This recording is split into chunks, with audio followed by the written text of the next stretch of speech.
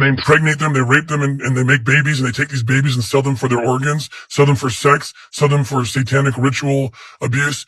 I spent 12 years as a special agent, undercover operator with the Department of Homeland Security. Most of my time, 90% of that time, was spent investigating these cases, child crimes, child trafficking. And in fact, those numbers are correct, that are these are Department of Labor, UN, these are sources that, the best we have, that say that there's close to 6 million children or more who are forced into sex slavery, labor slavery, or organ harvesting. And I can attest that I have been involved in cases involving all three of those forms of slavery multiple times, and is a real thing. It's not even far from home. The United States is the number one consumer year after year of child rape material. And oftentimes we're close to number one in production. And it's a serious matter. The case, the story in Sound of Freedom kicks off with the rescue of a little boy at the port of entry, at the southern border. That's a real story. A real boy, that I was on that port of entry. I was 10 years on the southern border. So when you have 85,000 unaccompanied minors showing up in the last 2 years, being let into the country without the sponsor being vetted, DNA checked, background checked, I call it the economy of pedophilia. The United States, we're the demand. 85,000 children, thousands of them are under 5 years old, are let into the country. So we have a serious problem. And it's not being addressed as it should be. Hopefully this film can do that. What has been your experience with regard to so-called mainstream media or legacy media coverage? How much attention has been paid to this? And if not much, why? And if reasonably, who and how? Well, I think not very much has been.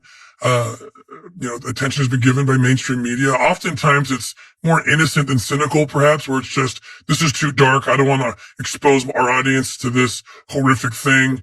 We film our operations. I mean, I'm going to post today another operation in West Africa of a baby factory. I mean, these are real cases where they've kidnapped women, as young as 13-year-old children, and they impregnate them, they rape them, and they make babies, and they take these babies and sell them for their organs, sell them for sex, sell them for satanic ritual abuse. Like, it does sound crazy. That's why I film it. We film our operations so that we can show the world this is very real. It's really happening.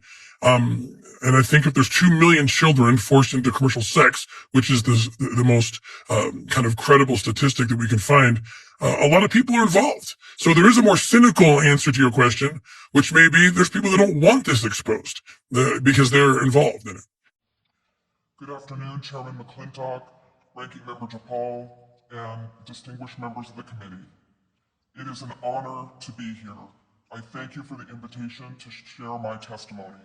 My goal is to inspire action to safeguard the lives of migrant children, including the staggering 85,000 that are missing. Today, children will work overnight shifts at slaughterhouses, factories, restaurants to pay their debts to smugglers and traffickers. Today, children will be sold for sex.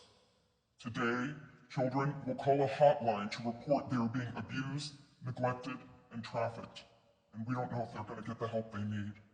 For nearly a decade, unaccompanied children have been suffering in the shadows, and I have to confess I knew nothing about their suffering until 2021, when I volunteered to help the Biden administration with the crisis at the southern border.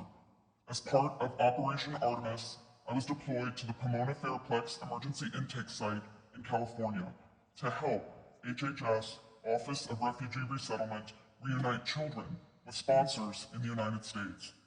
I thought I was going to help place children in loving homes. Instead, I discovered that children are being trafficked through a sophisticated network that begins with recruiting in home country, smuggling to the US border, and ends when ORR delivers a child to a sponsor. Some sponsors are criminals and traffickers and members of transnational criminal organizations. Some sponsors view children as commodities and assets to be used for earning income. This is why we are witnessing an explosion of labor trafficking. Now, whether it's intentional or not, it could be argued that the United States government has become the middleman in a large-scale, multi-billion-dollar child trafficking operation that is run by bad actors seeking to profit off of the lives of children. As for me, my interest is the safety of the children. I do not view this as a political issue. I view this as a humanitarian issue. I assure you, my motives are the highest and best. I want the children protected. So I want to tell you some of what I witnessed personally at the Pomona Fairplex. I saw vulnerable indigenous children from Guatemala who speak Mayan dialects and cannot speak Spanish. That means they cannot ask for help in English, they cannot ask for help in Spanish. They become captives of their sponsors. I have sat with case managers as they've cried to tell me the horror of what has happened to children as they make the journey to this country. I saw apartment buildings where 20, 30, and 40 unaccompanied minors have been released. I saw sponsors trying to simultaneously sponsor children from multiple ORR sites at one time. I saw sponsors using multiple addresses to obtain sponsorships of children.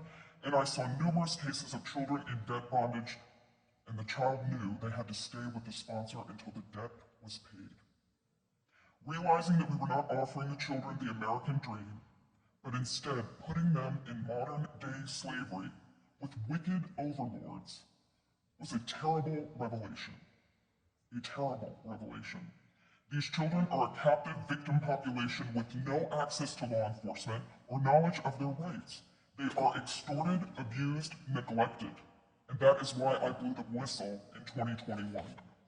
I witnessed firsthand the horrors of child trafficking and exploitation. My life will never be the same after what I saw. But I have hope, because I'm counting on you. It's my hope that you'll take action to end this crisis, to safeguard the lives of most of these vulnerable children. People have asked me, what can be done? What would you suggest? Well, first, I think HHS's #1 priority is oversight. They must commit to oversight, transparency, and accountability. If I could wave a magic wand, this, I believe, could be quickly solved by experts in the IG community. There is a Pandemic Analytics Center of Excellence, or the PACE as we call it. I believe if data analysts at the PACE could look at the data, children could be rescued, criminals could be prosecuted. If the PACE had access to this data, it shows where the children are and who has them.